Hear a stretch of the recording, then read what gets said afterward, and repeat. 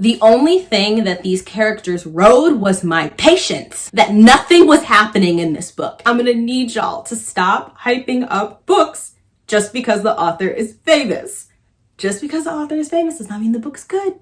And that apology that she gave for it was absolute bullshit. We all know it. Like, don't play with me. What up, my channel? Welcome back to another video. I'm Jessie, and you're watching.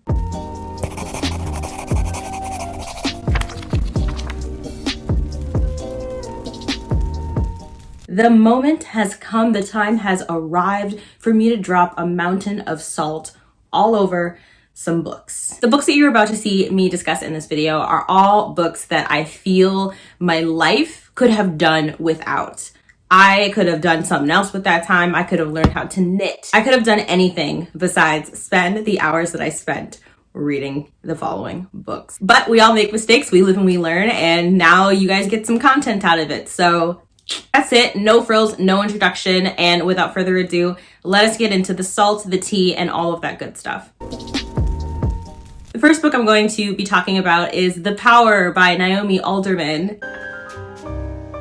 If you've been following me for a little while, you'll probably have seen the Waste My Time video that I made in regards to this book. The Waste My Time series is probably my longest running series that I have on this channel, where I talk about books that literally wasted my time. The fact that I felt it necessary to devote an entire video to one book just shows you how much of my time that it wasted. And here we are, wasting even more time so that I can tell you once again how much time that this book wasted. The Power is a speculative science fiction novel that has been compared to the work of Margaret Atwood, and it shows. This book speculates as to what would happen if women and girls developed the power to electrocute overnight. How would this change society? How would it change power dynamics? How would it change relationships between boys and girls? And I was very, very, very excited about this book because it is just like the feminist Bible. Okay, white feminists love this book. Feminism candy, similar to The Handmaid's Tale, which I had major issues with too when I read it. I'm going to start by talking about the things that I really enjoyed about this book because it did a number of things quite well. The writing was really good. The writing was solid. I had no issues with the writing whatsoever. The concept was fabulous. It was the execution of it that was alarming. This book was described by Margaret Atwood as electrifying, and like, where? Again, the fact that Margaret Atwood herself raved about this book, honestly, that's when I should have known, because she blurbed it on the cover. That's when I should have known that this book would not be for me. It was not written for me. I was not the target audience. And you know what? But this is another instance of when I did not listen to my gut. And here we are in this video. So who's the real clown here? I loved the science. I loved the way that the book speculated as to how girls would develop this power in the first place. Girls developed this skein which rests along the collarbone, and that gives them the ability to conduct electrical impulses. And the explanations of the skein was super freaking cool. I loved the ways that it dealt with the entire world just crumbling as a result of girls developing this power, and just all of the questions that it sought to answer. I just felt like it was so well thought out. It was very, very well thought out. Not for people of color, you know, but for everybody else. And I think you know exactly who I'm talking about. And here we arrive with my issues with the book. The white feminism, the fetishization of black men. The black male character literally just served to be eye candy and to be lusted after by the white female characters. And the descriptions of him gave me antebellum. They made me very uncomfortable. I felt like I was on the plantation. I was very concerned. I was concerned for this man. The whole book, the power, I was worried about that man specifically. I was concerned. I was mad worried about him. And I really didn't like the way that it depicted South Asians. I also had issues with the way that it depicted Westerners as being more organized and civilized. It was just a hot mess. The book is inherently transphobic. Trans people just don't exist. Non-binary people just don't exist. we're just gone. And I know that there's a lot of excuses that can be made for that and etc. and blah, blah, blah and whatever. Sure. All right. You can save them. You can save them for yourself. I'm gonna let you save your breath because you're not gonna convince me. You are never, ever, ever going to convince me why, like, it's still a book that should be marketed for everybody when it erases. Just like how people continue to try and convince me that The Handmaid's Tale is like some wonderful work of feminism. It's not. Those works have merit and value, but again, for who? And it's important to note where that value ends. Again, if you want more details on that, you should watch my video.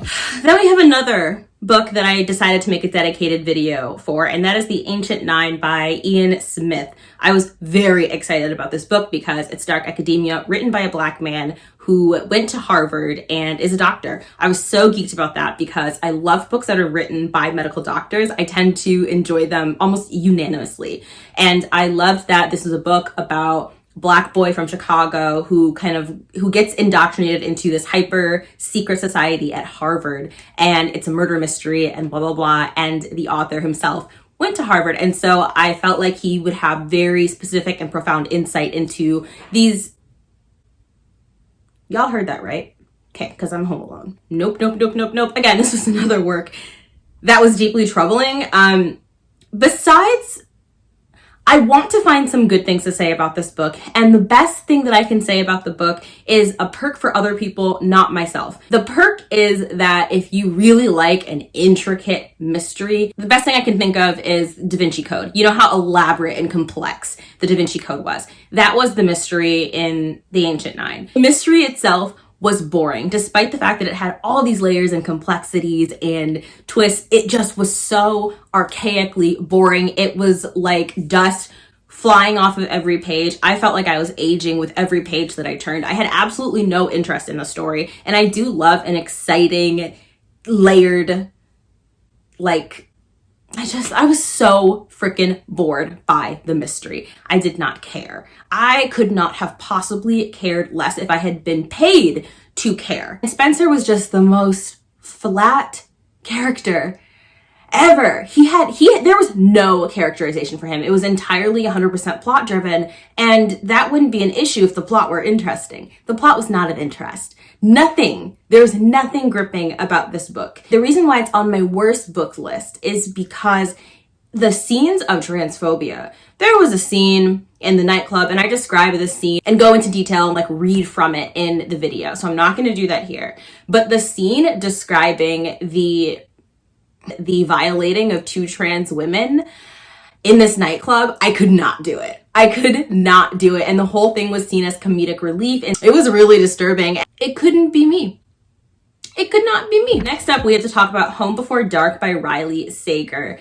This book, originally, I was not super bothered by, and then the more time passed, the more I continued to read books, I was like, yo, I cannot. It began to sink in. This is a book whose disappointment hit me slowly. It was like sinking into quicksand. It happened slowly and over time, that as I finished the book and I was like, okay, 3 stars. But as time went on, I was like, man, that really gave nothing. It gave nothing. And a big part of the reason I feel that this book is so hyped and beloved is because of Riley Sager's name. And I'm going to need y'all on booktube. Look, I'm going to need y'all to stop hyping up books just because the author is famous. Just because the author is famous does not mean the book's good.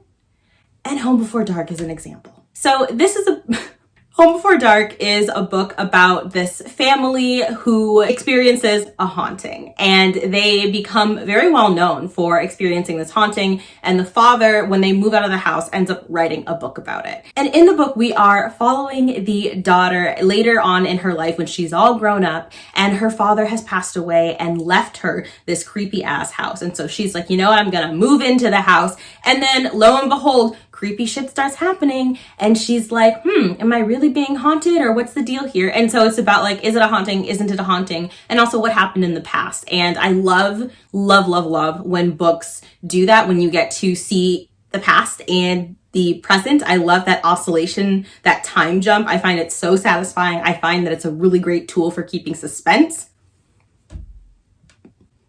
But for that tool to be effective, there will have to be suspense to begin with. My pulse was flat. I flatlined so many times while reading this book, and I realized that a part of the reason why I ranked it 3 stars in the first place was because I was listening to it on audio. And audiobooks almost always enhance my enjoyment of the story. Almost always. I realized that if I had been reading this book physically, I would have DNF'd. If I wasn't reading it for Buzzwordathon, and if I hadn't read it because Jan was like, oh my God, Jessie, you gotta read this book, that's the last time I trust my best friend. I have had a more exciting time watching ice melt. I will say for this book that the twist was really good in terms of how it was executed. But there was nothing memorable about it. It was mediocre, it was lukewarm, it was tepid, and I don't see why everybody is so obsessed with it. Another book that was hyped up and like, why? I'm thinking of Ending Things by Ian Reid, I believe. This was actually the first movie that I watched with my patrons. I started my Patreon late last year, and all of us were like, we could have better spent this time doing literally anything else.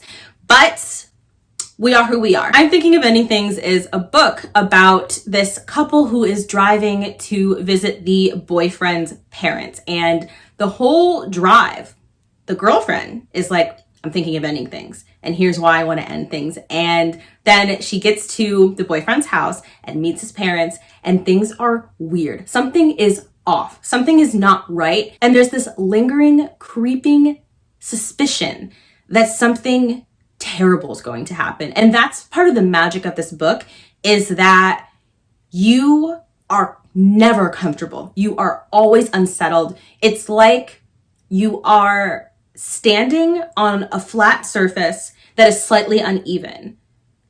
You feel off kilter, off balance. Yeah. And that is like the magic of the book. I was listening to an audio, and the audiobook executed this very, very well. The narrator did a really good job of providing this sense of suspense. And so if you are a person who, like me, really enjoys that sense of suspense, especially in your thrillers and horror books, this is probably a book that you are going to dig. Why did we go nowhere though? Why did we go Literally nowhere. I was organizing my bookshelves while listening to this book, and I kept stopping and turning to stare at my speaker because I physically could not accept that nothing was happening in this book. It was so freaking boring. I'm thinking of ending things. I wish you would have just ended them so that we didn't have to read about it for 3 hours.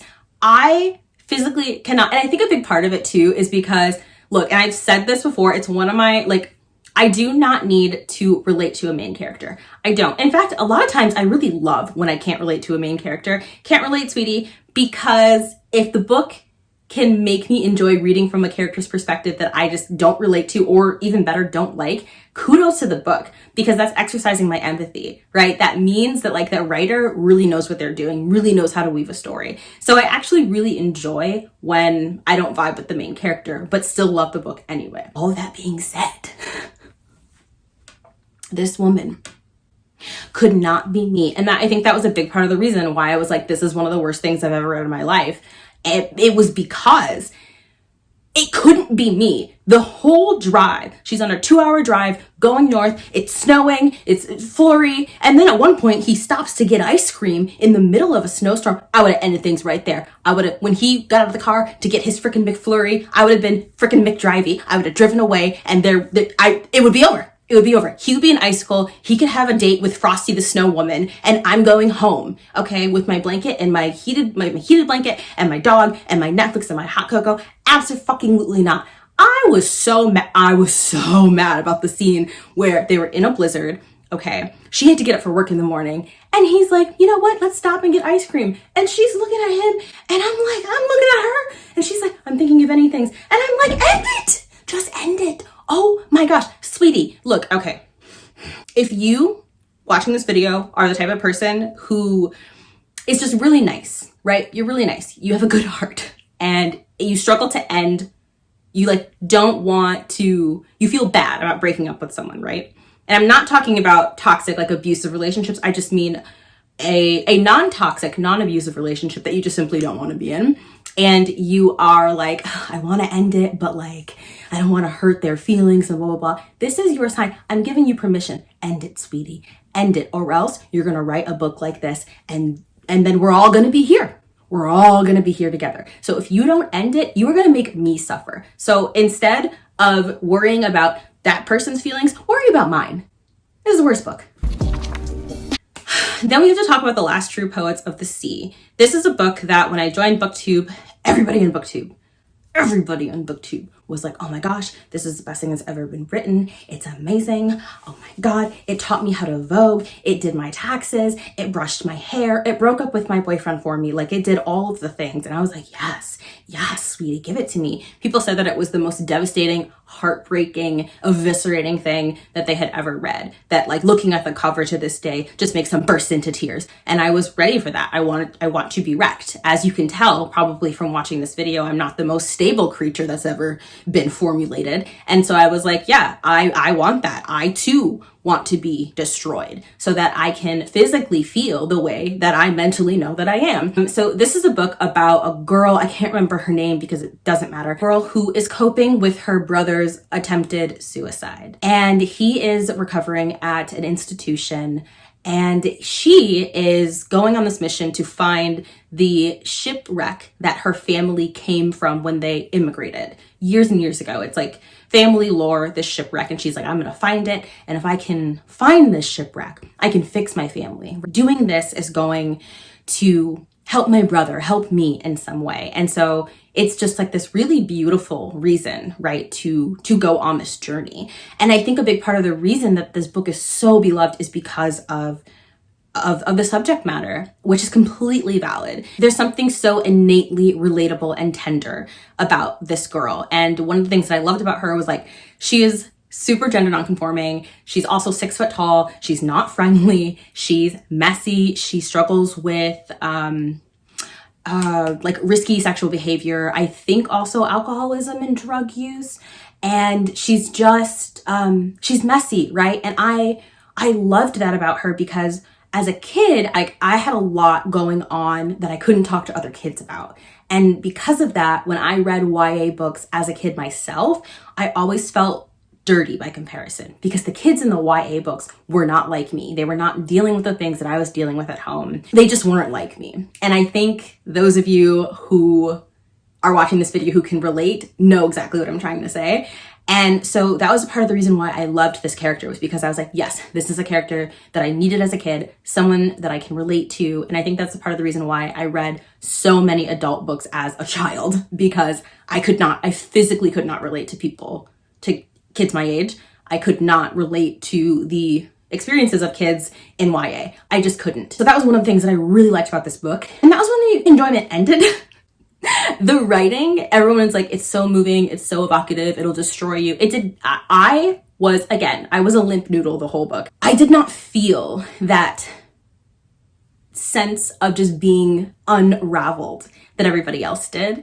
I did not care about these characters. I felt like as I was reading the book, I sensed the impact it was supposed to have on me, and it just didn't. And I read it via audio, which says a lot. The romance, I did not care about. It's just, there was nothing in this book that gripped me. And if it wasn't such a beloved book, I would not have even pushed through to the end anyway. And now we're here. Next up, I'm going to be talking about The Dangers of Smoking in Bed. This was a book that I was so freaking excited about. And, like, look at this cover.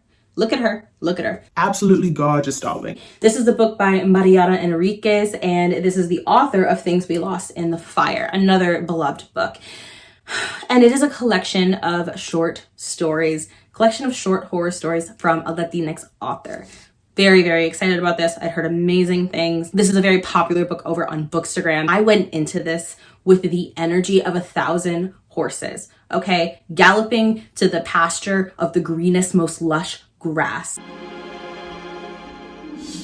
I was ready, and these stories are so disturbing. There was one story about someone who has a heartbeat fetish, a fetish for listening to other people's hearts. And the stories were so lavish and creative and just downright creepy. And I loved them. They were different. They were conceptual. They were magical realism. They were just so many things. And the writing was top tier. It was beautiful. And I was into it. I was so in love with this book. I was like, yo, this is about to be one of the favorite books of 2021. Absolutely, hands down. And then I forget where, it's toward the end, because we were doing great. We were like, yep, there we go. Almost done with the book. Can't wait to give it 5 out of 5 stars. We ended up giving this book a 2-star. We only even gave it a 2-star specifically because we had such a great experience with most of the book. And then we get to the story again.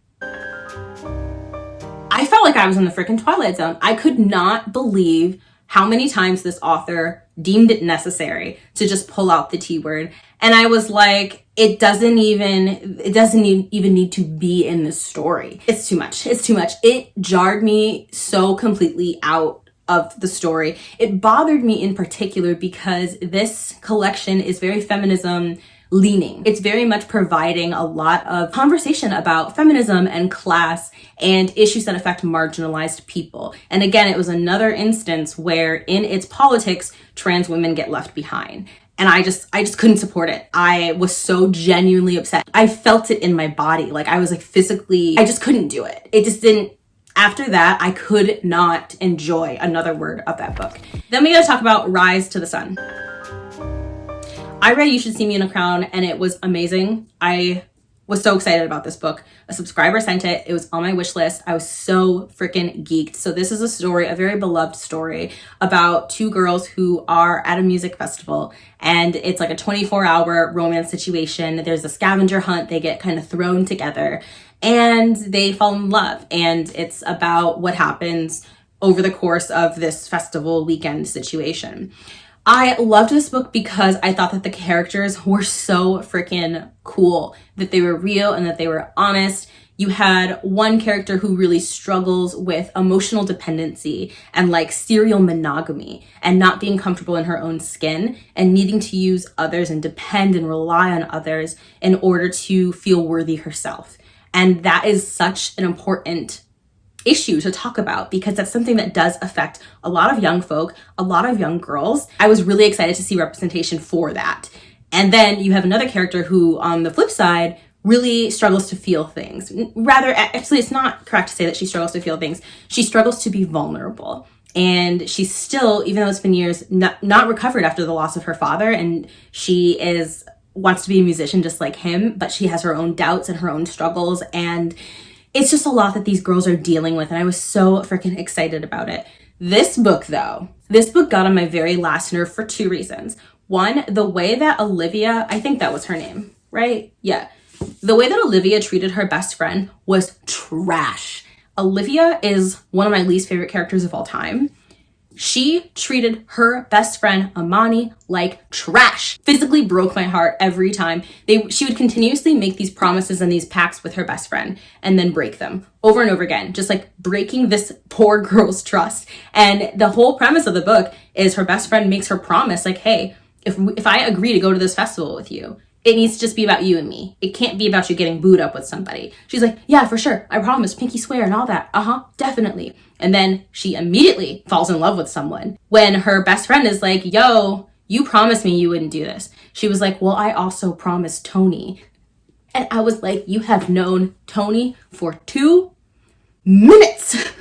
For 2 fucking minutes. And you, because Tony is cute, you were going to choose her over your best friend who's been there for you for thick and thin. I am way too protective of my friends. It could never be me. I was so upset. There was that, right? And also like that behavior, it was never really addressed. Like I can't. And that apology that she gave for it was absolute bullshit. We all know it. Like, don't play with me. But the other reason that I had an issue with this book was because I feel like this relationship is not healthy. The I love you after one day thing, it's not healthy. And I don't care for the comment that like, oh, well, it's YA. But just because it's young adult doesn't mean that that is a standard we need to be setting. I can't. Nope. That doesn't work for me.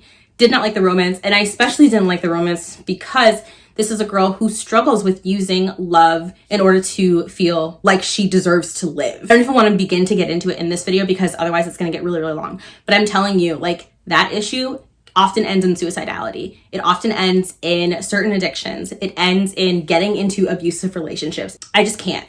I was so upset that we had representation for a character who really struggles with that issue, which is also trauma informed. And she's like, you know what? I'm going to focus on me and like, I'm going to work on this issue. And then the end of the book is her, and it's not really a spoiler. It's a fucking romance book. The end of the book is her falling in love with a girl that she met a day ago and being like, yeah, I'll just work on it with her. And I'm like, no, that's not how this works. No. Then we have one of my most anticipated releases, which is Bruised by Tanya Boteju. I loved this author's debut, Kings, Queens, and In-Betweens. It was one of the best YA books I've ever read. It was a book about a drag king finding his way, and it was so freaking beautiful. It was sapphic, it was trans, it was bold, and it was funny, and I loved it. This book, however, this book is a book about a kid who has been through a lot, like a kid who is still reeling after the loss of her parents. And she copes by, unfortunately, she develops this coping mechanism where she bruises herself in order to like deal with all of the awful feelings that is sitting underneath her skin. Major content warnings for self-harm. And she gets into roller derby. And so I was super geeked about this book for that reason. I was like, yes, definitely. Here's the problem. The writing did not do it for me. It didn't sell the story. The writing did not establish the character very well, in my opinion. She felt so flat. I will not let anybody in. I will never let anyone get close to me. And then there's the cute girl that cares about her and she's like, I'm not gonna let you in. And the girl is like, I can't date someone who's so hardcore. And the girl's like, well, maybe I shouldn't be that hardcore. And it was way too flat for me. My opinion is to just go with Kings, Queens, and In-Betweens. I couldn't. The worst book by far that I read in 2021.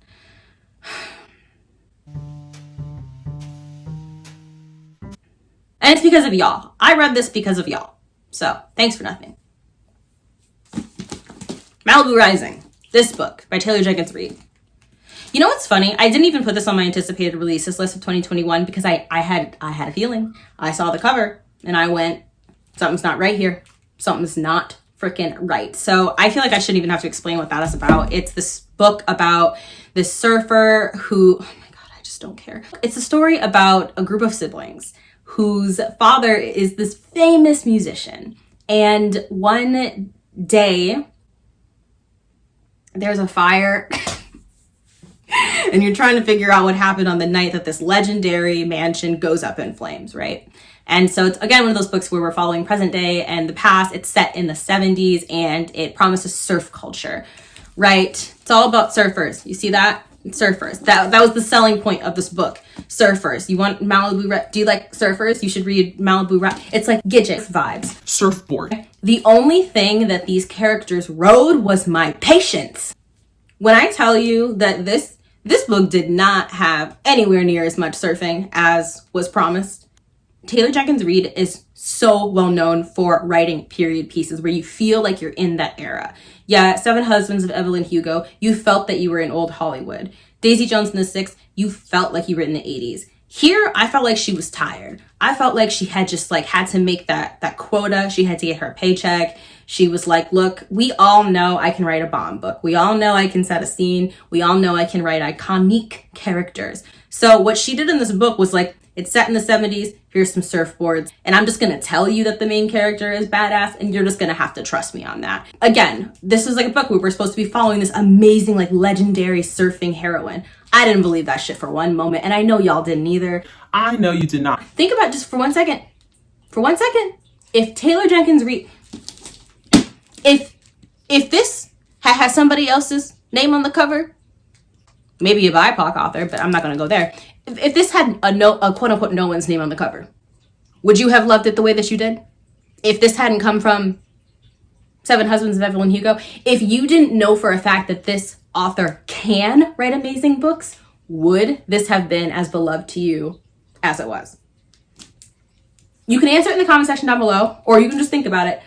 You already know what I think. I'm telling you, this book did not give. I could not... These characters, again, she was telling us that the main character was amazing and that Mick Riva was amazing. You didn't feel it. I didn't believe it. I was not sold. I know I've been promising it all year. I'm still going to make a dedicated video explaining in detail all of the reasons that this book did not give, but I'm telling you, the only thing that this book rode was the wave of Taylor Jenkins Reid's previous successes. It did not give what was promised to be gave. And that's it. Those were the worst books that I read in 2021. Do you agree or disagree with any of my points? Were there any books that disappointed you that I did not talk about in this video? Comment down below. I would love to discuss. If you want more content from me, I do have a Patreon where I upload patron dedicated exclusive content. I just uploaded a video for my patrons where I talk about my book review pet peeves, aka things my fellow book reviewers say in their reviews that get on my last nerve. So if you want more tea from me, head over there for that. All of my social media links are in the description box below. Stay safe, be good to yourselves, be good to others, and I hope to see you in my next video.